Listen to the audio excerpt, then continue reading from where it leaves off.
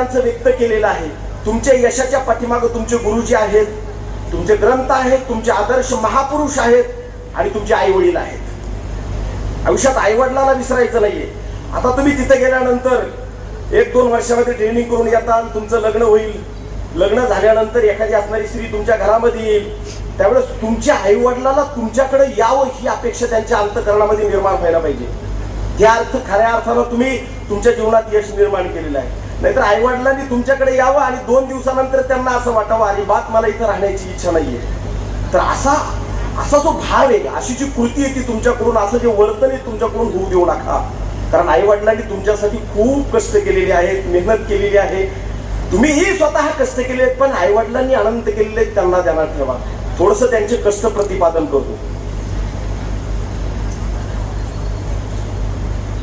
बाप कष्टाचा काबाडी, ऐका रे, ऊस मळ्यात फिरतो या विनाशमय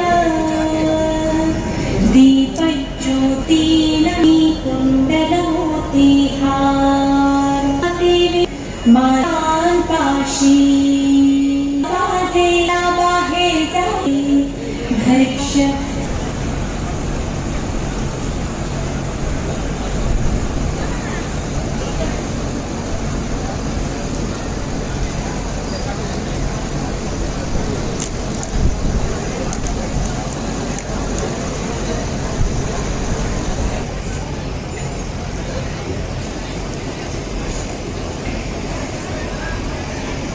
मान्यवरांचे या ठिकाणी स्वागत करणार आहोत.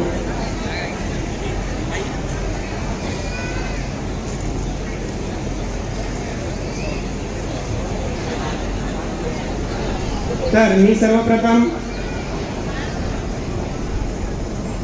माजी सैनिक गोंटे सर, ट्रेनर पवन करे अकॅडमी यांना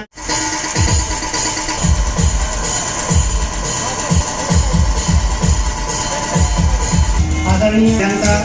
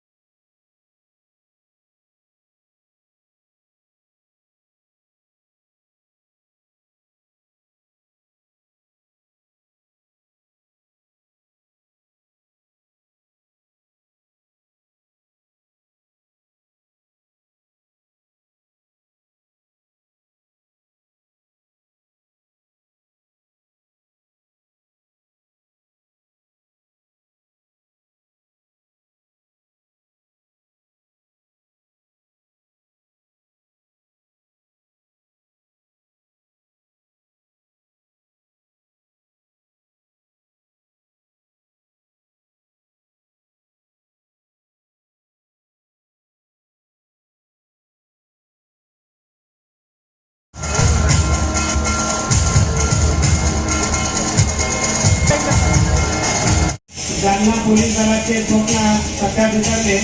गावाची पहिली पोलीस कन्या होण्याचा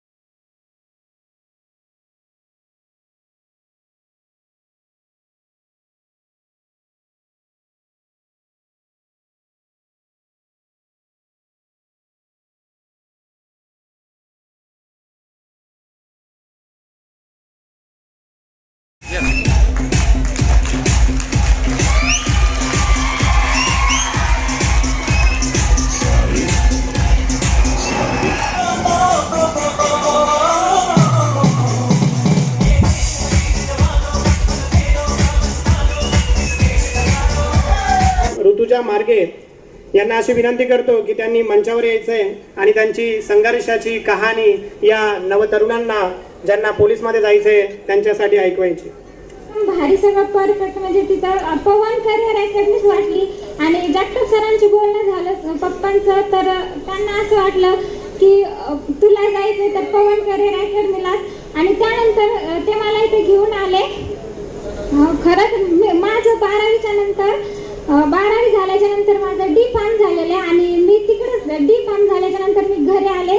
त्यावेळेस मला असं म्हणजे काही मी त्यावेळेस डिप्लोमा झाल्याच्या नंतर मला वाटलं आता पास झालं शिक्षण काय आपलं झालं आहे फार्मसी पण तसं नव्हतं. माझ्या पप्पाची इच्छा होती की काहीतरी गव्हर्नमेंटचीच पद पाहिजे म्हणून आणि त्यानंतर पप्पा बोलले आता घरी राहायचं नाही तर कुठेतरी जायचं तुला. मी ते लगेच आंबडला आले त्याच दिवशी आणि त्यांनी अकॅडमी ते पाहिलं आणि मला लगेच घेऊन आले आणि जगताप सरांची आमचं बोलणं झालं तर सर म्हणले काहीच अडचण नाही करू शकता म्हणे तुम्ही पण असं काही नाही आहे की आपण सर्वप्रथम आपण सर्वांनी एकच गोष्ट लक्षात ठेवा की सर्व आपल्या डोक्यातून हा विचार काढून टाकायचा की आपली पहिलीच भरती आहे आपलं होईल का नाही असं काही नसतं. आपलं जर कष्ट जिद्द आणि प्रामाणिकपणा जर असला तर आपण सहज यश मिळवू शकतो आणि खरंच तर मी म्हणजे मला कधी पण अडचण आली काही तर मी जगताप सरांना भेटायचे आणि त्यांनी मला इतकं छान मार्गदर्शन केलं की आज त्यांच्यामुळे आणि माझ्या आई वडिलांमुळे मी आज पोलीस बनू शकले आणि माझं स्वप्न पूर्ण करू शकले. आणि माझं म्हणजे मला रनिंग ते सगळं व्हायचं आणि पण माझा गोळाच जात नव्हता हे सगळ्यांना माहिती आहे. माझ्या मैत्रिणी ते सगळ्या इतक्या छान होत्या की त्या मला असं कॉन्फिडन्स द्यायच्या की होईल काही अडचण नाही म्हणे अभ्यास करत राहायचं होत असतं म्हणे आणि माझा गोळा कधीच जात नव्हता. इथे अकॅडमीत तर कधीच गेला नाही. सर ज्यावेळेस टेस्ट घ्यायचे त्यावेळेस कधीच गेला नाही माझा गोळा. मी एक वेळेस इतकी रडले आणि सरांकडे गेले सर माझा गोळाच जात नाही असं म्हणायचे सरांना. सरांनी माझी इतकी छान प्रॅक्टिस करून घेतली आणि माझा गोळा गेला नाही तरी पण सर म्हणायचे तुमचा गोळा जातोय पण तुम्ही व्यवस्थित फेकत नाही कारण की सरांनी मला कधीच असं म्हणजे कोणत्याच गोष्टीला असं मी जेव्हा म्हणजे शिक्षण शिकत होते तेव्हा म्हणजे पहिल्यापासूनच माझी अशी इच्छा होती की मला वर्दीची खूप आवड होती पहिल्यापासूनच. पण माझ्या वडिलांची इच्छा होती की मी सायन्समधून काहीतरी शिक्षण घ्यावं त्यामुळं मी पहिल्यापासून सेमीमध्ये होते. त्याच्यानंतर मी सायन्स घेतलं आणि सायन्स घेतल्यानंतर पुढं काय करायचं डी फार्मसी वगैरे करायला माझ्या म्हणजे घरची एवढी परिस्थिती नव्हती पुढं खर्च सगळा पेलायला. त्यामुळं मग मी निर्णय घेतला की BSc करावं. BSc मी JS कॉलेजला केलं रेग्युलरमध्ये केलं. तेव्हा माझ्या डोक्यातून हा विचार केला की मी भरती करावी म्हणून.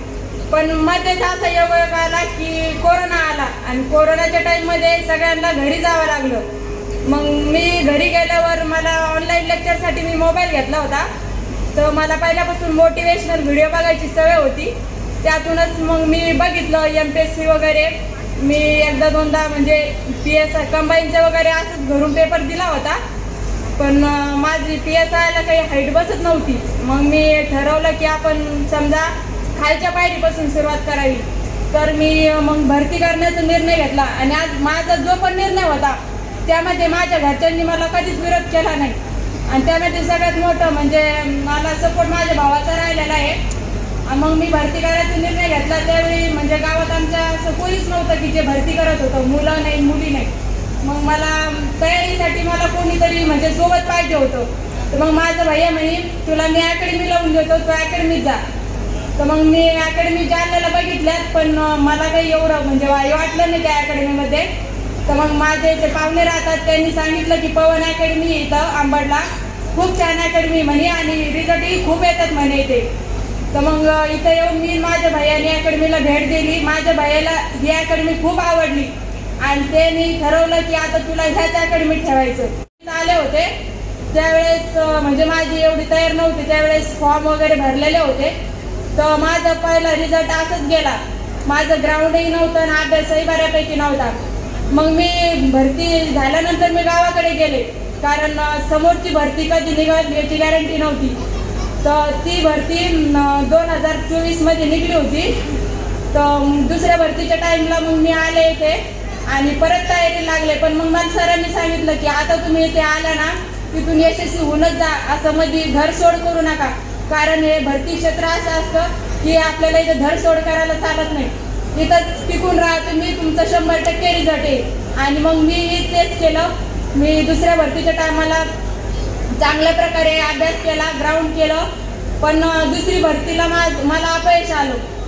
मग तिसरी भरती पुढे म्हणजे दूर होती, पण मला सरांनी सांगितलं होतं की आता तुम्ही गावाकडे जायचंच नाही जोपर्यंत तुमचा रिझल्ट येत नाही.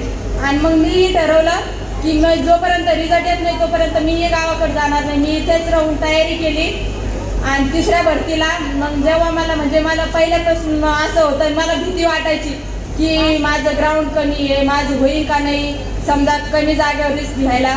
तर मी पहिल्यापासून मुंबईला फॉर्म टाकत होते. पण ह्या भरतीच्या टायमाला सरांनी मला सांगितलं की तुम्ही जालना जिल्ह्यालाच म्हणजे फॉर्म टाका आणि तिथंच तुमचा टॉपमधून रिझल्ट येईल. पण मलाही विश्वास बसत नव्हता खरंच माझा टॉपमधून रिझल्ट येईल.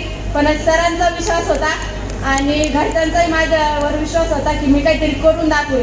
त्यामुळं मग मी जालन्यालाच फॉर्म भरला आणि जालन्यामध्ये माझं ग्राउंडही बऱ्यापैकी आलं आणि लेखीलाही मला चांगले प्रकारे मार्क भेटले आणि माझा मुलींमधून पहिला क्रमांक आला.